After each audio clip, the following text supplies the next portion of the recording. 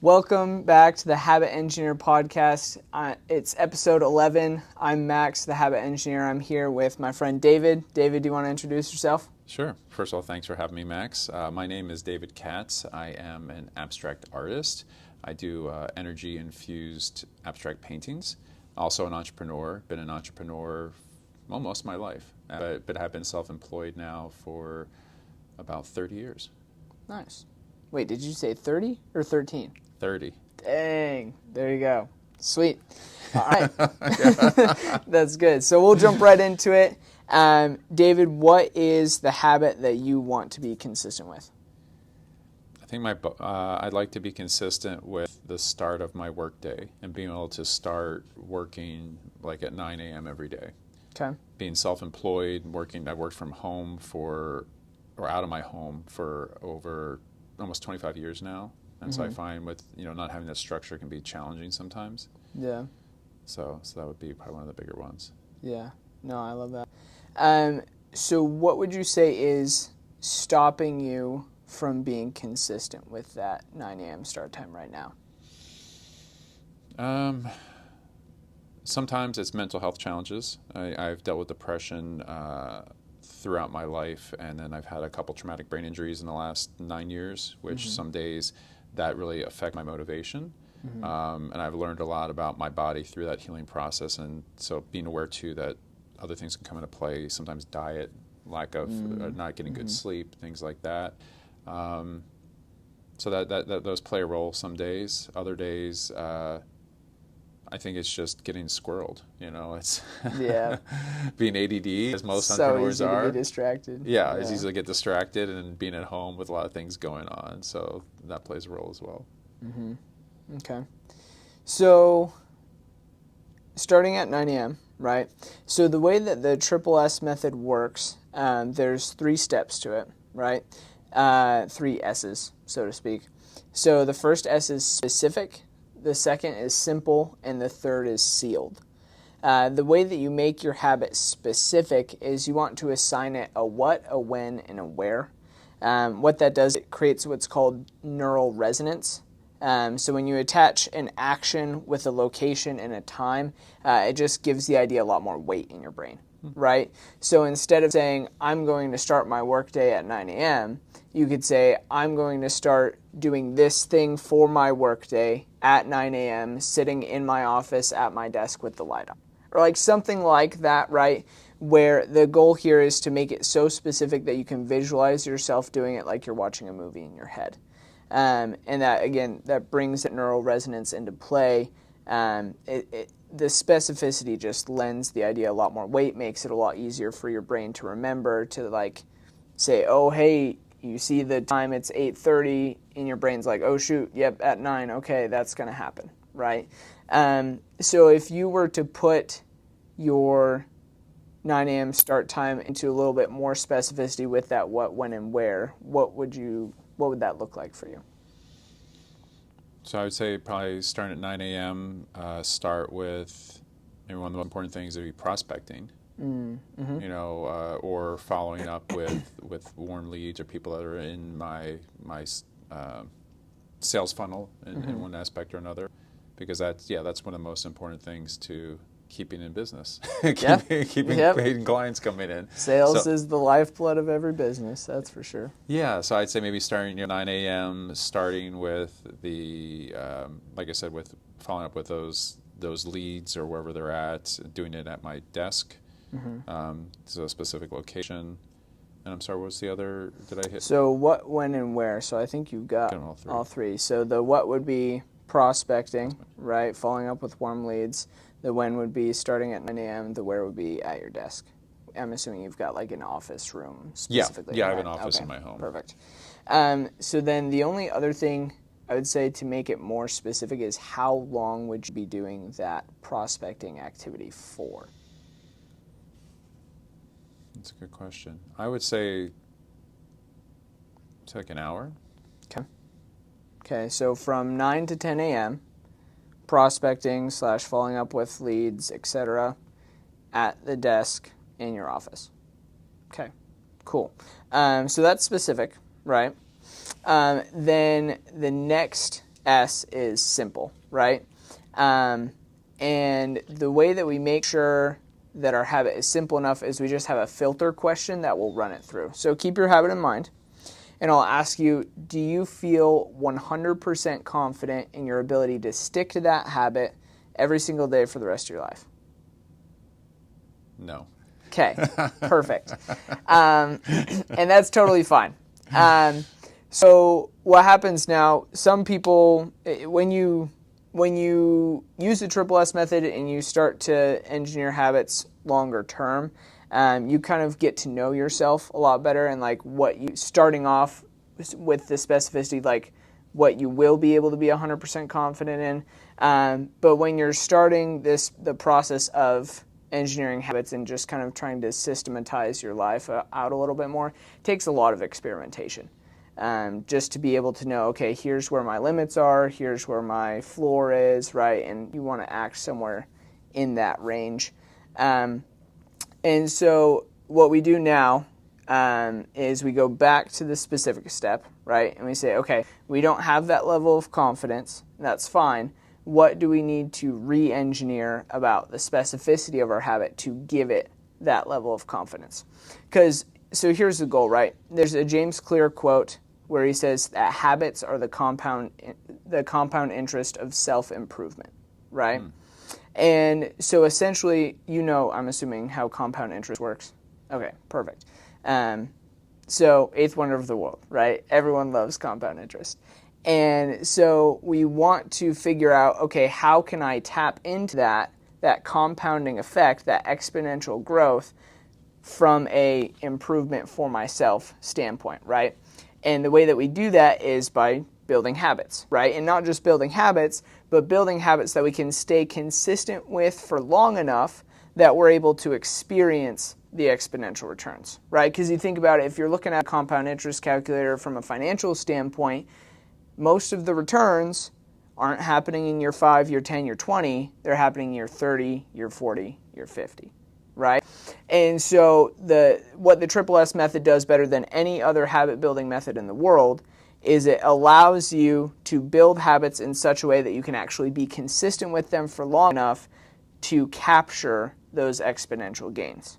So that's just a little bit of background, I guess, for the purpose of the method, and why we want to make sure you have that level of simplicity with the habits.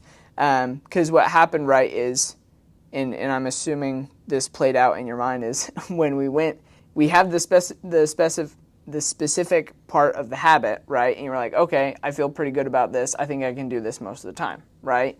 And then I say, okay, 100% confidence in your ability to do this every single day. You're like, oh shoot, I think I won't be able to do it this time, right?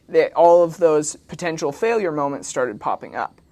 And what we need to do in order to actually give ourselves the greatest chance to capture those exponential returns is we need to remove as much friction as possible in between who we are now and who we are when we're doing our habits, right? Because that's going to allow us to maintain consistent momentum for a long enough period that the returns can be captured. But every time we put ourselves in a situation where we fail with our habits, it increases the likelihood that we don't get back on the train, right? And so making sure that our habits are simple enough serves twofold. One, it eliminates the number of times where we might fail in the first place, right? And two, when we make it super, super simple, it increases the likelihood that we'll get back on the train right away, even when we do fail, right? So the question is exaggerated on purpose. We're not necessarily expecting anyone to actually stay consistent with it 100% of the time, though that is possible. That is realistic. It just depends on a few different factors, like how bad do you want it and how simple do you make it and how well do you understand yourself. But, okay, so for going back to the specific habit aspect, how would you need to re-engineer the specificity of your habit, the what, when, and where, in order to have that 100% confidence level with it? Well, that brings a question to mind then too, because what I'm thinking is, I look at like the analogy when you go to the gym. When you first go to the gym, you're not going to do your full workout, and you build up that compound interest as you get stronger and stronger, and it forming the habit first and then going deeper. Exactly. Would it be? I'm just wondering, to reduce resistance, would it be better to start with a smaller chunk of time, and say something like 30 minutes a day or 15 minutes a day? Because I've seen that with myself too, where you just sometimes you get this procrastination going on. And it's like literally just do it for a minute. Yep. And once I get into it, it's like, okay, that's then good. you've got the momentum, Yes. right? Yes. Yeah. And exactly. like yes, you give me a lot of clarity there thinking about it, because I'm saying, oh, it's an hour a day. I don't want to spend an hour. Yeah. But if I say, okay, 15 minutes and then get in, and then next thing you know, an hour's gone by. Right. Exactly. So that's one thing that comes to mind, is maybe then just adjusting the time frame and saying like 15 minutes, 20, or say 20 minutes. And something that's more manageable, and then with the intention that we'll lean into it more, and it can go up to like an hour. Yeah, exactly. So that way I'm showing up every day and reinforcing that habit. Bingo. So what time amount for you would give you that level of confidence? Like the amount literally doesn't matter here. Let's say 15 minutes. Yeah. I'll say 15. Just Okay, make it. perfect. Yeah, because I'm just thinking about how I work. That's why I pause for a second. No. That's totally fine. Yeah. All the mental games, knowing, okay, what kind of mental game do I have to play with myself to make this work? So. Yeah. Okay. Perfect. So now we'll run it through the filter question again, right? So from 9 to 9:15 a.m. at your desk in your office, you are engaging, prospecting, following up with warm leads, etc. Do you feel 100% confident in your ability to stick to that habit every single day for the rest of your life? Well, I guess one thing, the clarification, that I would be doing it usually like a Monday through Friday. Right. Okay. Yeah, so that's understood for you, right? Okay, just to make sure. Yeah. Okay. Yes. You're good. To answer your question, yes. Awesome. Okay, so then the third S is sealed. And the way that you seal your habit is you have some type of 1 second celebration at the end. There's a famous quote, psychologist B.F. Skinner, he just says, what gets rewarded gets repeated, right? And so what we do is we seal the feedback loop from doing the habit by having some type of celebration.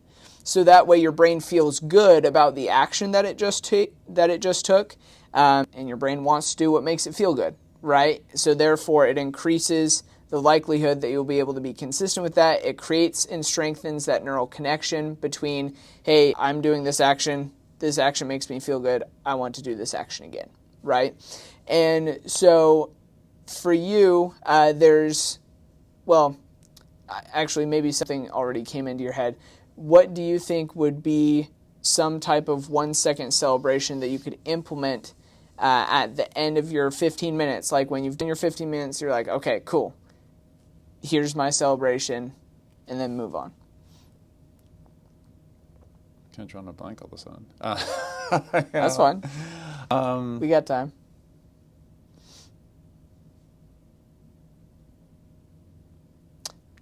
I don't know. Could you provide some examples maybe? Or? Yeah, for sure. So I find there's usually two different camps when it comes to rewards. There's like extrinsic rewards, so like something external, or intrinsic rewards, so like something internal. And it really depends on the way that you find yourself motivated more. Like I know for me, I'm very internally driven, right? And so a lot of the celebrations that I've implemented to seal my habits are like just positive mental affirmations, or something that I'll like repeat to myself at the completion of a habit to just to like take that few seconds and say, okay, I did what I said I was going to do. I've built my character of integrity out. I feel proud of what I've accomplished, etc., right? And that's enough reward. If you're someone who's more intrinsically motivated, that's fine. For some other people, it's like, okay, well, maybe I smile to myself, or I give myself a hug, or I have a friend text me and like say congratulations, or something like that, right? But the key operating principle here is that it's something that's really, really, really quick, so it doesn't feel like you're adding on even more friction in order to get your habit done, right? So for some people, they'll just like put a check mark on their calendar every day that they did it, or like put a sticker or cross it off, or like something like that, as an external visual, like, hey, I did my habit today, good job, right? Does that help? Yes. Okay. Yeah. No, completely. And actually, I was just thinking about it. I had this app I used to use that's for habit generation, and you could put like certain things you want a number of times, and just click it, and it colors, cool. it lights up, and something maybe using something like that, just so boom, hey, acknowledge that, and then keep track. And a good friend of mine is very successful, says that everything measured improves.